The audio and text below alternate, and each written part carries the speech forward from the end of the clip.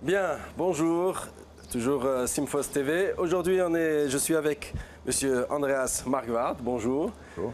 Et Monsieur Emile Hrichi, bonjour. Bonjour. Et on va parler technique, en fait, et on va parler d'une société qui s'appelle Wirtgen. Et moi, je vais vous commencer, puisque tout le monde ne connaît pas encore Wirtgen. Ouais. Hein, alors, je vais vous demander simplement de me décrire les activités du groupe Wirtgen dans le monde. Voilà, la société Wirtgen, le groupe Wirtgen, c'est une société familiale déjà. Nous avons 5200 employés dans le monde entier et la société a été créée dans les années 60, étant spécialiste routière. Donc nous sommes fabricants de matériel autopropulsant, disons mobile, pour la réfection de route. Et depuis 30 ans, nous fabriquons des fraiseuses de roche pour les carrières. Des fraiseuses de roche. Des fraiseuses de roche, voilà. Ça sont des châssis autopropulsants qui ont un tambour de fraisage au milieu et qui fraisent un minerai comme par exemple le phosphate, et qui sont équipés avec un tapis de déchargement qui décharge le minerai dans un camion. D'accord.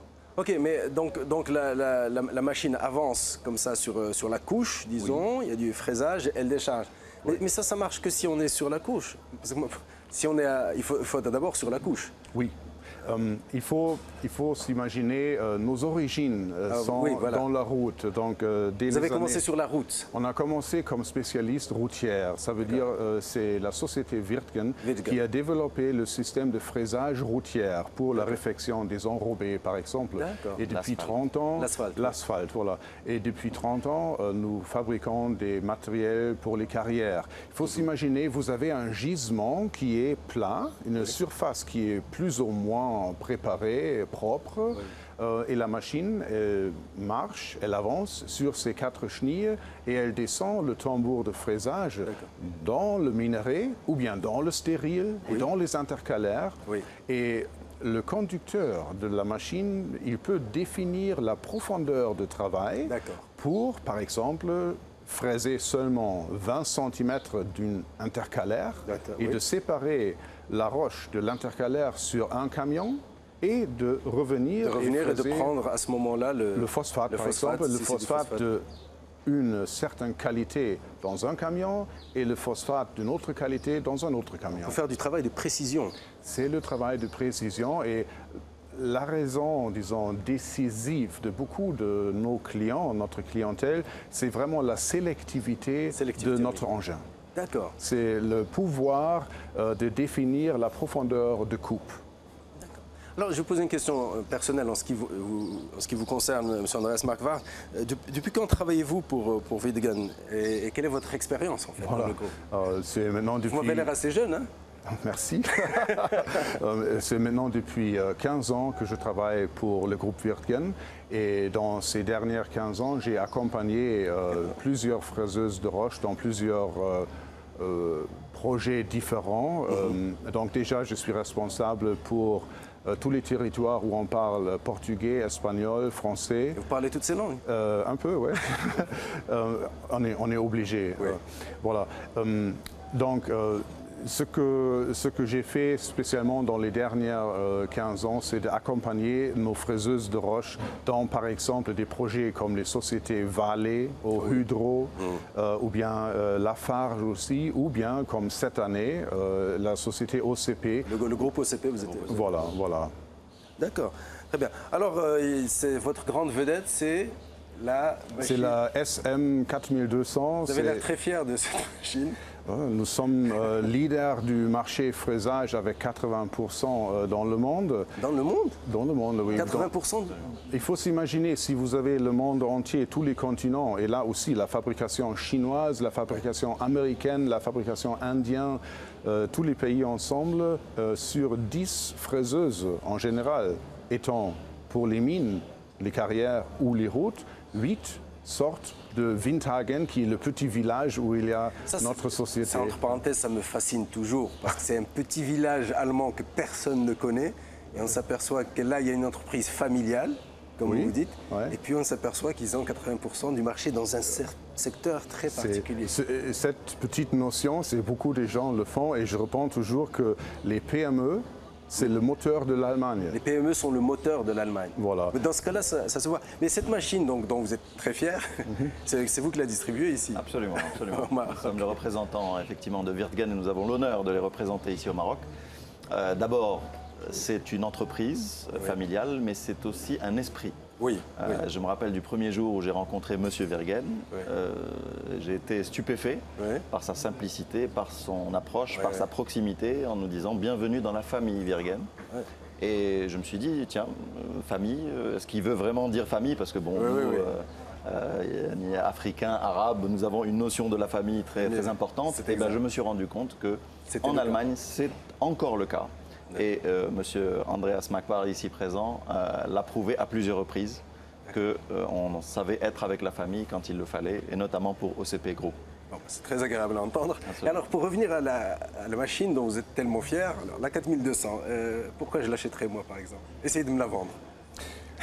La raison décisive de la plupart de notre clientèle, c'est de pouvoir séparer les différentes qualités de roches ou les différentes qualités de minerais. Ça veut dire, il faut s'imaginer, vous êtes ici par exemple à Ben Guerir, dans la carrière, dans le gisement de phosphate, et vous avez des différentes couches de différentes qualités de phosphate déjà. Vous avez les différents intercalaires en calcaire, et vous avez les différentes couches de silex. Le silex jusqu'à 200 mégapascales, très dur. Très dur. Très dur. Donc il faut atterrir le but de ne pas trop mélanger ces différentes qualités, parce que si vous mélangez par exemple avec des explosifs, avec des bulles et des chargeuses, vous avez beaucoup de frais après, beaucoup de coûts pour la séparation après. D'accord. Et notre but, c'est de séparer dès le début, et pour faciliter la mauvaise qualité dans un camion, la bonne qualité dans un autre. D'accord.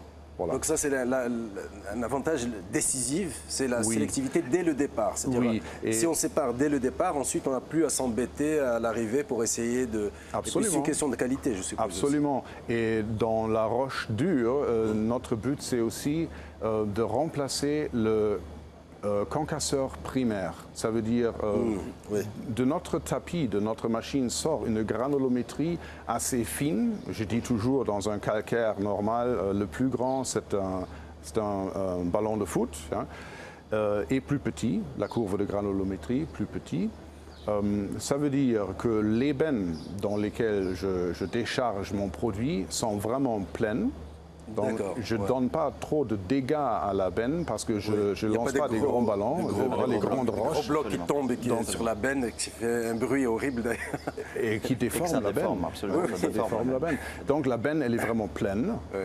Voilà, et on peut séparer. Et, si vous permettez, j'aimerais rajouter, en fait, alors, la sélectivité ou le selective mining n'est qu'un des avantages extrêmement importants, mais très difficile à quantifier, parce qu'il y a beaucoup de choses directes et beaucoup de choses indirectes. Comme a dit Andreas, vous évitez, ou vous, dans plusieurs cas, de forer, de sauter, de charger. On n'utilise plus les explosifs alors? Pratiquement pas, beaucoup moins. Ou pour des couches extrêmement dures où économiquement, le surface miner, il peut le faire. Moi j'aimais bien utiliser les explosifs dans la vie. Si vous pouvez le faire, mais il y a des pays comme l'Algérie par exemple, comme d'autres pays où ils ont des restrictions un petit peu sécuritaires concernant les explosifs, donc ils n'ont pas le choix. Le Japon notamment, on a tout à l'heure parlé lors du Novelty Show que nous avons présenté, le cas d'un client japonais qui avait une mine pour une exploitation de 30 ans et qui un jour a reçu une lettre disant le gouvernement japonais, messieurs, à partir de l'année prochaine, vous allez arrêter votre production. On n'utilise plus d'explosifs. Parce que nous construisons une centrale nucléaire près de chez vous. Juste à côté. Donc pas de vibrations, pas de choses, etc. Et Wirtgen, grâce aux techniciens, aux ingénieurs, a réussi à fabriquer pour lui, pratiquement exclusivement pour ce client-là, une machine qui peut travailler sur le mur, disons, de la centrale nucléaire sans aucun problème et de manière éco-friendly. Ça aussi, je pense que c'est un point très important. On n'en a pas encore parlé. On n'en a pas encore parlé, mais je pense que ça va arriver dans la... Mais justement, alors rebondissons là-dessus. Éco-friendly? C'est ce qu'il dit. Bon pour l'environnement, Oui. voilà, éco-friendly, donc déjà pas de grandes vibrations dans le sol. Oui. Imaginez-vous, vous avez un gisement près d'un village. Oui. Là, vous ne pouvez pas travailler avec une grande émission de poussière, Oui. vous ne pouvez pas travailler avec un grand bruit, avec des grandes vibrations, ni avec les explosifs. Donc la machine a par exemple un réservoir d'eau à bord pour gicler d'eau, pour doser d'eau sur le tambour de fraisage pour éviter les émissions de poussière. Voilà. Ça c'est important déjà pour les filtres et pour le moteur de la machine, pour les conducteurs et pour les gens qui sont aux alentours de la machine, mais aussi pour les voisins. Oui, d'accord. En plus, la machine correspond à la législation de la communauté européenne. Oui. Ça veut dire elle ne fait pas beaucoup de bruit, simplement. À la base, oui. Et puis, c'est pour ça que vous pouvez travailler dans les zones urbaines. Oui. Notre origine, c'est la réfection de routes. Ça veut dire qu'on est obligé de travailler dans les villes. Hein. Donc si on découvre du phosphate à Casablanca même... Si vous avez le permis de l'exploiter, c'est la première question. Et alors, si on parle d'une petite entreprise, enfin d'un petit village allemand, etc., mais finalement qui travaille dans le monde entier, alors où avez-vous travaillé dans le monde et sur quel minerai? Là, il y a plusieurs exemples qu'on peut dire. Donc, cette année, on va faire une référence clé avec la OCP ici au Maroc. Mais pour citer quelques bonnes références, par exemple, 25% de l'énergie électrique de l'Inde qui est produite avec du charbon est fraisée et produite avec notre machine. Ça veut dire en Inde, nous avons 60 machines qui travaillent pratiquement tous dans le charbon et on satisfait 25% du besoin de l'électricité en Inde avec le charbon. En plus, vous avez les sociétés Hydro-Vale qui utilisent nos matériels dans l'enlèvement de bauxite pour la fabrication d'aluminium au Brésil. Oui. Nous avons une cinquantaine de fraiseuses de roche en Australie dans le minerai de fer, par exemple, avec le client Fortescue Minerals. C'est une référence véritable. Sinon, on est représenté pratiquement dans chaque continent du monde. Il y a aujourd'hui, Amine, corrige-moi, 410 matériels actifs dans le monde. Absolument, absolument. 410 matériels et puis surtout 50 représentations directes de Wirtgen dans le monde et plus de 100 sociétés comme la nôtre, comme la SMDM, société marocaine, qui distribue le matériel. Est-ce qu'il y a un endroit où vous n'êtes pas?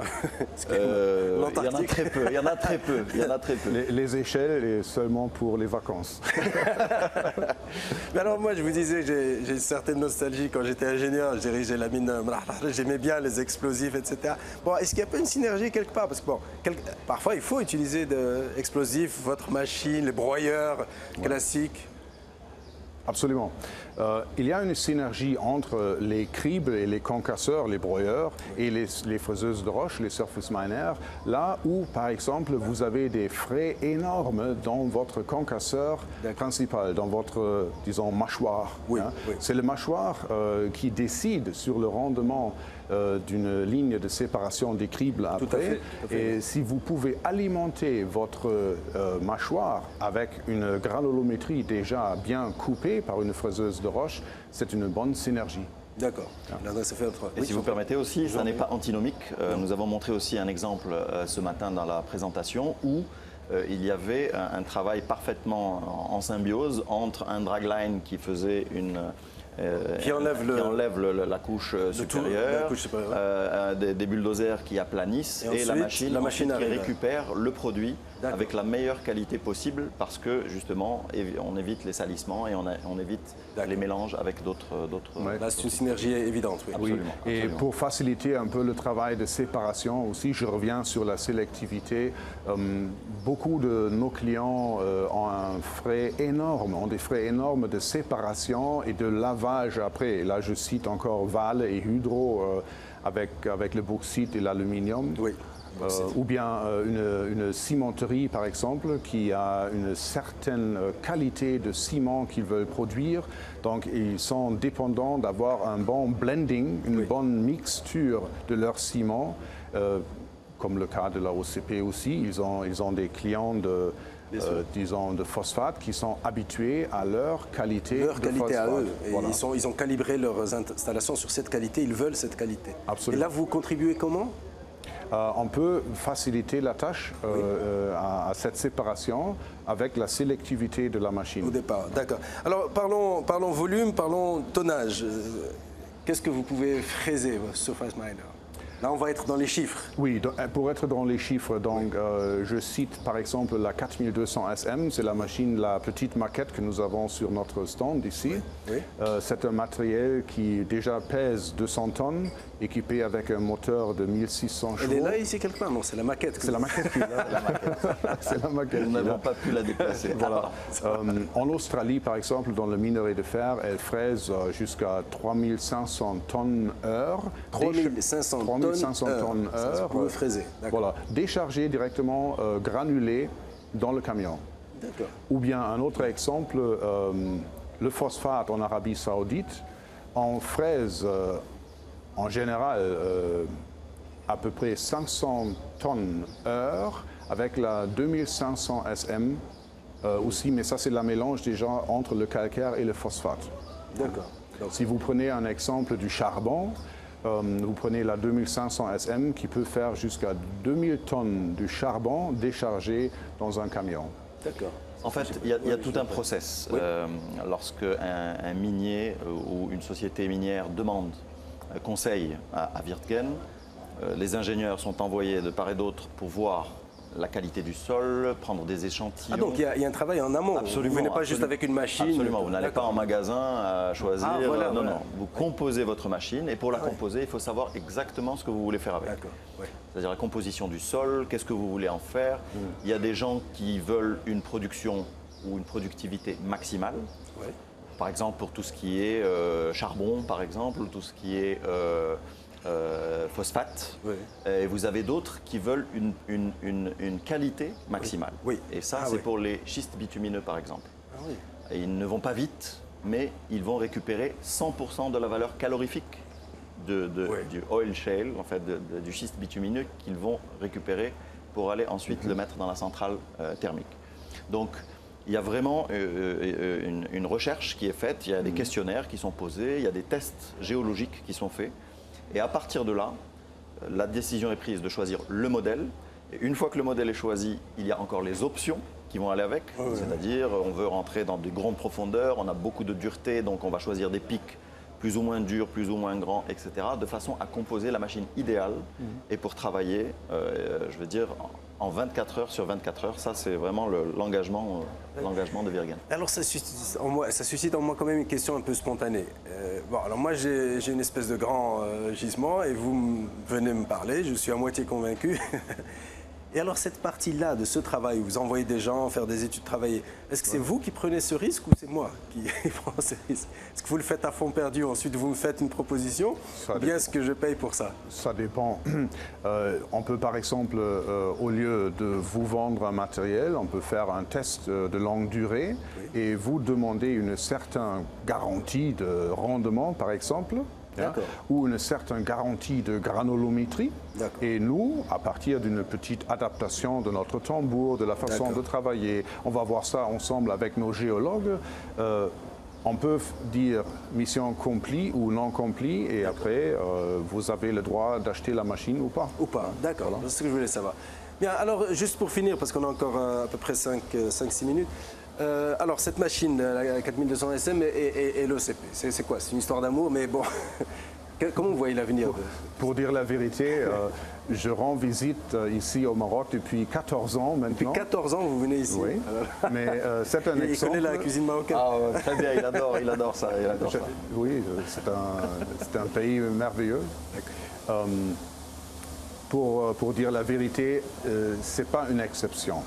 Le monde des miniers, c'est un monde très, très conservatoire. Ça sont des relations très longues, des relations humaines aussi qu'il faut respecter. Et ce n'est pas le seul cas où je peux dire on visite, on essaye, on fait des tests ensemble, on fait des visites ensemble. Parce que, par exemple, le personnel de la OCP, ils nous ont accompagnés sur l'Australie, ils nous ont accompagnés sur l'Allemagne, sur la France, avec nous. En Estonie, Amine, il a parlé du schiste bitumineux. Oui. Donc nous avons accompagné le personnel de la OCP pour voir la machine qui exploite le schiste bitumineux pour bien comprendre. Et je répète, ce n'est pas la première fois que c'est une longue histoire qui donne un bon résultat. Parce que finalement, le but de la OCP, c'est de gagner de l'argent avec et de nourrir la société. Voilà. Et là, il n'y a pas de droit à l'erreur. Et nous sommes là pour assurer que nous allons un bon soutien et un bon résultat et un bon ajout à leur travail. D'accord. Si vous permettez, en fait, je rebondis un petit peu sur ce qu'a dit Andreas, avec en fait une assurance, j'allais dire, de rendement. Oui. Parce qu'après 30 ans d'expérience, on ne peut plus parler, j'allais dire, d'innovation, parce que Wirtgen innove depuis sa création, et c'est pour ça qu'il est leader mondial dans son activité. Mais en fait, c'est aussi une question de volonté, et ça, j'aimerais beaucoup saluer aussi l'OCP qui, depuis 3 ans, avec lesquels nous sommes en pourparlers sérieux depuis 3 ans, a vraiment pris la chose à bras-le-corps et est devenu, je veux dire, ce que beaucoup d'autres, comme FMG par exemple, des pionniers, ils sont allés là où personne n'avait été et il fallait le faire. Et ils ont été les premiers, FMG, dans le minerai de fer. Et aujourd'hui, parlant phosphate, OCP étant la référence mondiale du produit, nous sommes contents et fiers qu'ils aient adopté déjà l'idée d'utiliser cette machine et pouvoir peut-être utiliser cette technologie dans l'extraction dans le futur. Dans le futur. Voilà. Alors juste pour conclure, parce qu'il reste à peu près 2 minutes, donc ici on est à la 2e édition du SimFos. Vous étiez à la première? Oui. Ah, vous étiez aussi? Bon, enfin, vous commencez à devenir des habitués. Mais alors dites-moi de votre point de vue, le SimFos, bon, on est dans un cadre enchanteur, c'est très sympathique et tout. Ça vous apporte quoi d'être au SimFos? C'est l'échange d'expérience, l'échange d'informations. C'est toujours bien, comme on avait dit au début, le speech d'ouverture, c'est l'invention, c'est quoi? C'est une très bonne question. On peut toujours apprendre l'un de l'autre. Et comme j'avais dit avant, l'adaptation de nos matériels, c'est grâce à la critique constructive de notre clientèle.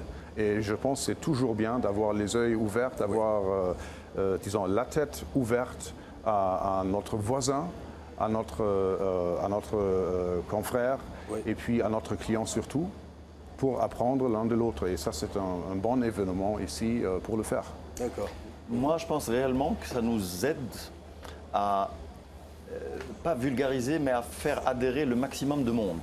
Aujourd'hui, c'est une magnifique organisation, magnifique espace, mais où beaucoup de gens viennent, des mines, des miniers, des géologues, des gestionnaires, des responsables d'achat, etc. Et tous ces gens-là vont adhérer à votre projet. Parce que l'innovation, comme a dit M. Glock hier, c'est très bien, mais il faut que tout le monde y adhère. On ne peut pas voir ça de loin et dire, bon, d'accord, on verra plus tard, il faut s'y mettre. Et là, c'est vraiment une chance extraordinaire qu'on puisse rencontrer tous ces gens-là qui sont très curieux et qui viennent demander et avec lesquels nous échangeons pour améliorer, disons, notre prestation. Je vais venir à votre stand alors. Vous êtes les bienvenus. En tout cas, merci beaucoup et longue vie à Wirtgen. Merci à vous. Merci à vous. Merci à vous, M. Lalleux. Merci beaucoup. Merci. C'était très sympa. Merci.